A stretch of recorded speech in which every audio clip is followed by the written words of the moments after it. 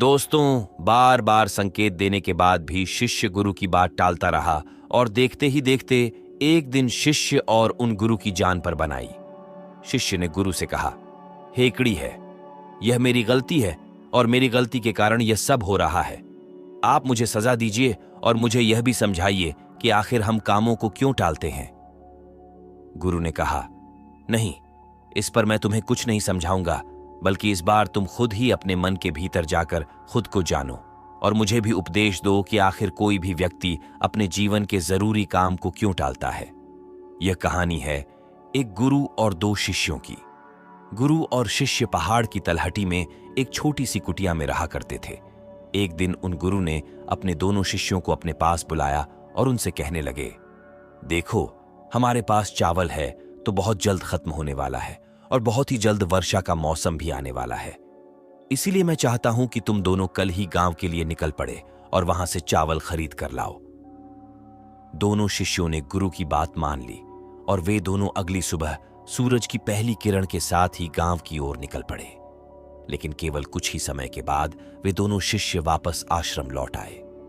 आश्रम आने के बाद उन गुरु ने अपने उन दोनों शिष्यों से कहा, क्या बात है, तुम दोनों इतनी जल्दी कैसे लौट आए? क्या तुमने चावल लाया? इस पर उन दोनों शिष्यों ने न में सिर हिलाते हुए कहा, नहीं। तभी गुरुवर उन दोनों शिष्यों से कहते हैं, आखिर तुम दोनों खाली हाथ क्यों लौट आए? तभी उन दोनों में से एक शिष्य कहता है, हे गुरुवर, गांव की ओर जाने के लिए जो नदी हमें पार करनी पड़ती है, जिस पर जो पुल बनाया गया है, लकड़ी का पुल पूरी तरह से जर्जर हो चुका है। यदि हम उस पर चलकर जाएंगे तो इससे बहुत खतरा हो सकता है, हमारी जान भी जा सकती है। तभी बगरू है उन दोनों शिष्यों से कहते हैं, तो क्या तुम किसी और रास्ते से गांव की ओर नहीं जा सकते थे? इस पर पहला शिष्य उन गुरु की इस बात का जवाब देते हुए कहता है, हे गुरुवर, दूसरा रास्ता बहुत लंबा और बहुत कठिन है और रास्ते में मैंने कई लोगों को यह कहते हुए भी सुना है कि उस पुल की मरम्मत बहुत जल्द ही हो जाएगी और मुझे तो यही लगता है कि हमें पुल के ठीक होने का इंतजार करना ही चाहिए। पहले शिष्य का जवाब सुनकर उन गुरु ने अपने दूसरे शिष्य की तरफ देखा, जो बिल्कुल चुपचाप खड़ा था और वह अपने गुरु की किसी भी बात का कोई जवाब नहीं दे रहा था, क्योंकि अब भी वह इस समस्या के समाधान के बारे में सोच रहा था। कुछ दिन ऐसे ही बीत गए। तभी एक दिन फिर से उन गुरुवर ने अपने दोनों शिष्य से कहा, देखो, चावल बहुत जल्द खत्म होने वाले हैं। तुम दोनों को गांव की ओर निकलना चाहिए और जल्द से जल्द गांव से चावल लेकर आना चाहिए, अन्यथा हम सभी को भूखा ही सोना पड़ेच जाएगा। उन गुरु की आज्ञा पाकर दोनों शिष्य अगले ही दिन फिर से गांव की ओर निकल पड़ेते हैं। कुछ ही देर बाद पहला शिष्य वापस लौट आए। जब उन गुरु ने उसके वापस आने का कारण पूछा, तब शिष्य उन गुरु से कहता है, हे गुरुवर, अभी तक पुल की मरम्मत का काम पूरा नहीं हुआ है और वहां के आसपास के लोग यही कह रहे हैं कि पुल की मरम्मत का काम जल्दी पूरा हो जाएगा, क्योंकि पुल बनने का कार्य शुरू हो चुका है। इसलिए मुझे लगता है कि हमें बहुत थोड़ा सा इंतजार कर लेना चाहिए। अपने शिष्य के मुख से यह सुनकर वह गुरु शिष्य से कहते हैं, तुम्हारा गुरु भाई कहां है? वह कहां गया? इस पर पहला शिष्य जवाब देते हुए कहता है, हे गुरुवर, भाई तू लंबे रास्ते की ओर गया है। रास्ता बहुत लंबा और कठिन है और सबसे अजीब बात तो यह है कि हमने कभी भी उस रास्ते पर कभी सफर नहीं किया। रास्ता हमारे लिए अनजान भी है, जिस कारण उसे कई तरह की परेशानियां भी उठानी पड़ सकती है। वह तो बेवजह ही परेशान हो रहा है। बस 2 से 3 दिनों में पुल का काम खत्म हो जाएगा और फिर मैं खुद जाकर गांव से चावल लेकर आ जाऊंगा। पहले शीशे के मुंह से ये सारी बातें सुनकर गुरु चुपचाप रहे। उन्होंने उससे कुछ भी ना कहा और देखते ही देखते कुछ दिन और बीत गए। करीब 3 दिनों के बाद आखिरकार वह दिन भी आ गया जब चावल पूरी तरह से खत्म हो चुके थे। तभी उन गुरु ने अपने पहले शिष्य से कहा, तुम अभी अभी जाओ, अन्यथा इस बरसात के मौसम में हमें भूखे पेट सोना पड़ेगा। शिष्य ने गुरु की बात मानी। वह तुरंत ही गांव की ओर चल पड़ा और कुछ ही देर के बाद वह शिष्य वापस लौटा। जब उन गुरु ने उस शिष्य से वापस आने का कारण पूछा, तो इस पर वह शिष्य उदास स्वरों में उन गुरु से कहता है, कृपया मुझे क्षमा करें।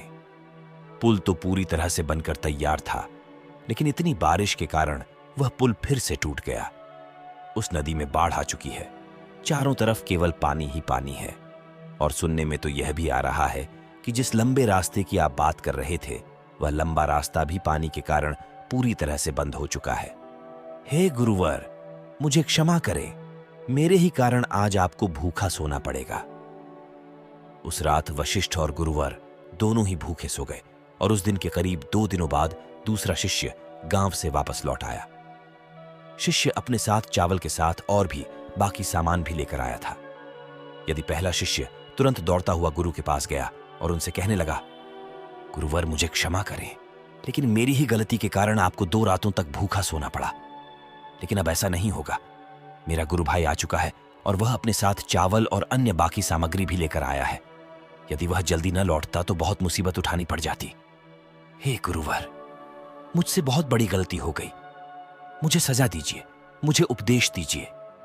इस पर गुरुवर मुस्कुराने लगे और अपने उस पहले शिष्य से कहते हैं, कम से कम तुम्हें अपनी गलती का एहसास है, इससे बड़ी बात और कोई नहीं हो सकती। इसलिए अब तुम खुद ही अपनी गलती के बारे में सोचो और ध्यान रहे कि इस बारे में अत्यंत गहराई से सोचना। आखिर क्यों तुम इतना जरूरी काम टालते रहे? आखिर एक इंसान का मन जरूरी कामों को क्यों टालता रहता है?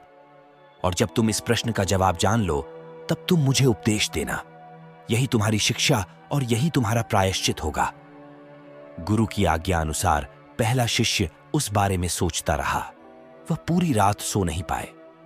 पिछले 10 दिन के अंदर बीती हुई सारी घटनाएं उसकी आंखों के सामने गुजर रही थी। वह यह नहीं समझ पा रहा था कि आखिर उसने इतना जरूरी काम क्यों टाला। यही सोचते सोचते काफी समय बीत गया और आखिरकार उसे गहरी नींद आ गई। जब वह सुबह उठा तो वह सबसे पहले ध्यान करने बैठा। ध्यान करते वक्त जब उसका मन शांत हुआ तो उसके मन में एक दृश्य प्रकट हुआ। उसने देखा जीवन शक्ति अर्थात उसके गुरु, जो उसे बार बार यह संकेत दे रहे थे कि उठो, आगे बढ़ो, इस कार्य को पूरा कर। लेकिन वह तो केवल बाहरी कारण ही देखता रहा, अर्थात वह नदी जिसमें बाढ़ आने के कारण वह पुल पूरी तरह से तहस नहस हो चुका था, जिन पर कभी भी भरोसा नहीं किया जा सकता। वह तो झूठी उम्मीद लगाए बैठा था कि पुल जब तैयार हो जाएगा तो वह गांव जाकर चावल ले आएगा, और चावल अर्थात वह समय दिन ब दिन घटता जा रहा था। और आखिर में उसे यह दिखाई दिया कि मैं ही वह इंसान जो अपने मन के वश में आकर इन जरूरी कार्य को टालता रहा। वह तुरंत ही ध्यान से उठा और उसने सारी बात जाकर अपने गुरु को बताई। इस पर गुरु मुस्कुराने लगे और उन्होंने अपने शिष्य से कहा, यह तो बहुत अच्छी बात है। तुमने सूक्ष्म दृष्टि से इस ज्ञान को अर्जित किया है, इसलिए तुम और ध्यान में गहरे उतरो। तुम्हें अवश्य ही इस प्रश्न का जवाब मिल जाएगा।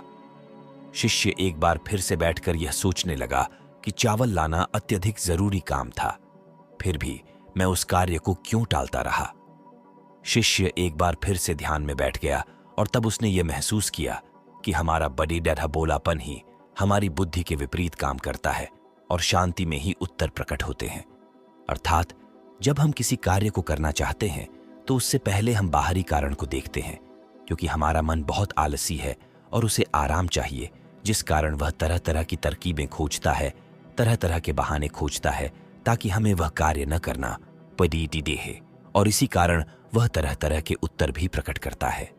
लेकिन जब हम शांति से एक जगह बैठ जाते और समस्या पर विचार करते हैं तो हमें उसका उत्तर जरूर मिलता है।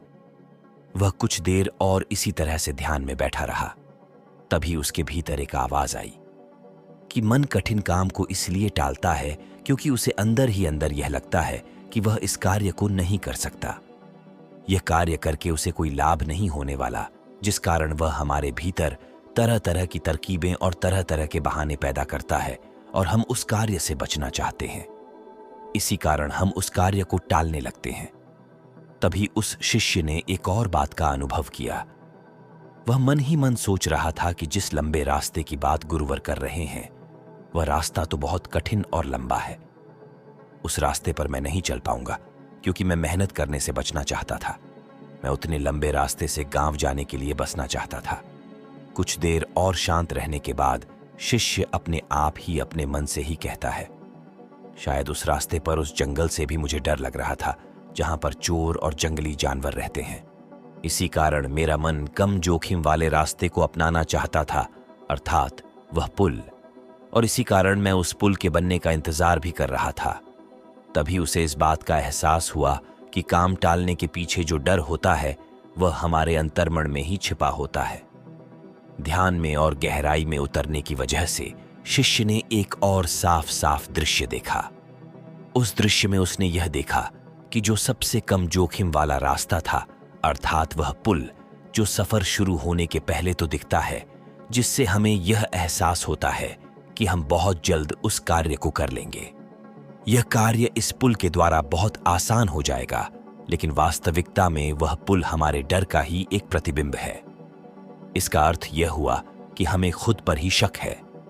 हम खुद पर विश्वास नहीं कर पाते कि हम लंबे रास्ते को भी तय कर सकते हैं और अपनी मंजिल तक पहुंच सकते हैं। वास्तविकता में यदि आप इसकी गहराई तक जाएंगे तो आपको इसका एक ही जवाब मिलेगा। असल में कोई भी व्यक्ति किसी काम को नहीं टालता, बल्कि एक व्यक्ति खुद को आगे बढ़ने से रोकता है, नए सफर पर चलने से रोकता है, खुद को नई मंजिल पाने से रोकता है। यदि आप भी चाहते हैं कि आप भी छोटे रास्ते से आगे बढ़ सकें, तो यह आपको आपके अनुभव और आपकी बुद्धि के कारण ही मिल पाएगा। हमारी बुद्धि और अनुभव ही वह पुल है जो हमारे सामने शॉर्टकट के रूप में प्रकट होते हैं। इतना कुछ जानने के बाद शिष्य बहुत प्रसन्न हुआ, लेकिन अब की बार वह अपने गुरु के पास नहीं गया, बल्कि उसने अपने आप से ही एक और सवाल किया कि आखिर इस डर के बारे में मैंने पहले क्यों नहीं सोचा। जब मैं इतने जरूरी काम को टाल रहा था, तब मैंने अपनी गलती का एहसास क्यों नहीं किया। तभी उसके भीतर से एक और आवाज आई, और वह यह थी कि या तो मन के शांत होने पर ही संभव है, क्योंकि जब हमारा मन शांत नहीं होता तब हम किसी भी प्रकार के निर्णय नहीं ले पाते। जब हमारे मस्तिष्क पर कोई डर हावी होता है या परिस्थिति हावी होती है, तो हम कभी भी मन को शांत नहीं रख पाते, और यही कारण है कि हम उन परिस्थितियों के सामने हार मान लेते हैं, उन डरों को अपने ऊपर हावी होने देते हैं। इसलिए हम डर का असली कारण अर्थात काम को टालने का कारण भी पहचान नहीं पाते। कभी शिष्य ने खुद से ही कहा, यदि मैं उस डर का कारण समझ जाता तो मैं उस दूसरे शिष्य के साथ जरूर जाता, या फिर किसी और व्यक्ति को लेकर मैं चावल की खरीदारी के लिए अवश्य जाता, लेकिन इस कार्य को कभी न टालता। इतना कुछ जान लेने के बाद वह शिष्य अपने गुरु के पास पहुंचा और उसने अपने गुरु से कहा, 1-2 दिनों तक शांत रहने के बाद मैंने इस प्रश्न का जवाब जान लिया है कि आखिर मेरे काम टालने के पीछे क्या कारण था। इस पर गुरु शिष्य से कहते हैं, तो तुमने क्या जाना? इस पर खुशी से कहता है, हम मनुष्य के भीतर किसी भी काम को करने से पहले मन के भीतर एक डर होता है, और उसी डर के कारण हम किसी भी कार्य को टालते हैं। इसी कारण हम किसी भी कार्य को करने से बचना चाहते, लेकिन अगर हम इस कार्य को करना है तो हमें शांत रहकर अपने मन से इस डर को निकालना होगा। तभी हम उस कार्य को आसानी से कर सकेंगे। तभी हमारे अंदर वो क्षमता और वो शक्ति भी जागृत होगी, जिससे हम बोडेढ़ी से बीडेढ़ी मंजिल भी प्राप्त कर सकते हैं। इस पर गुरु मुस्कुराने लगे और शिष्य से कहते हैं, अच्छा तो ठीक है, अब मुझे ये बताओ कि काम टालने की इस आदत से हमें मुक्ति कैसे मिलेगी। गुरु का यह प्रश्न सुनकर शिष्य वहीं पर शांत बैठ गया, और कुछ देर शांत रहने के बाद उसने गुरु के इस प्रश्न का जवाब देते हुए कहा, ठीक है, डर का असली कारण अहंकार है, और जब तक अहंकार है तब तक एक इंसान सीमित अवस्था में ही सो सकता है, और तब तक इसे किसी न किसी प्रकार का डर बना ही रहेगा, और इसी कारण कोई भी व्यक्ति अपने आप को खुद ही आगे बढ़ने से रोकता रहेगा। किंतु जितना हमारा मन शांत होता जाएगा, उतना ही हम अपने शास्त्रों के प्रति सचेत होते जाएंगे, और उतनी ही आसानी से हम अपने ऊपर हावी हुए उस डर को भी देख पाएंगे, और उतनी ही आसानी से हम उस काम को टालने से बच भी पाएंगे। अपने शिष्य के मुख से यह जवाब सुनकर गुरु मुस्कुराने लगे। उनके चेहरे पर एक हल्की सी मुस्कान आ गई। उसके बाद वो वहां से चले गए। वह शिष्य भी इस बात से पूरी तरह से संतुष्ट था, अपने जवाब से पूरी तरह से संतुष्ट था। उसने उन गुरु को प्रणाम किया और वापस अपने कमरे की ओर चल पड़ी डेहा। दोस्तों, जब हमारा अहंकार नियंत्रण में नहीं होता, तब हम भी इसी प्रकार की गलतियां करते हैं। तब हम भी डर के साये में जीते हैं। और यदि आप भी इस डर से निकलना चाहते हैं, अपने आप को इस डर से मुक्त करना चाहते हैं, और अपने बीडैढ़े से बीडीढ़ी लक्ष्य को प्राप्त करना चाहते हैं, तो आप हमारी ज्यादा सोचने वाले लोग यह वीडियो देख सकते हैं, जिसके अंदर आपको यह समझ में आएगा कि आपका एक निर्णय लेना कितना महत्वपूर्ण होता है, जिससे आपका पूरा जीवन संवर सकता है। आप अत्यधिक सोचने की बीमारी से बच सकते हैं और अपने डर पर काबू पा सकते। इसी के साथ में उम्मीद है कि आपको आज की वीडियो जरूर पसंद आई होगी। तो लाइक और शेयर करने के साथ चैनल को सब्सक्राइब और घंटी बटन को जरूर दबा दीजिएगा। चलिए फिर मिलते ऐसे और वीडियो में, तब तक के लिए अपना ख्याल रखें। धन्यवाद।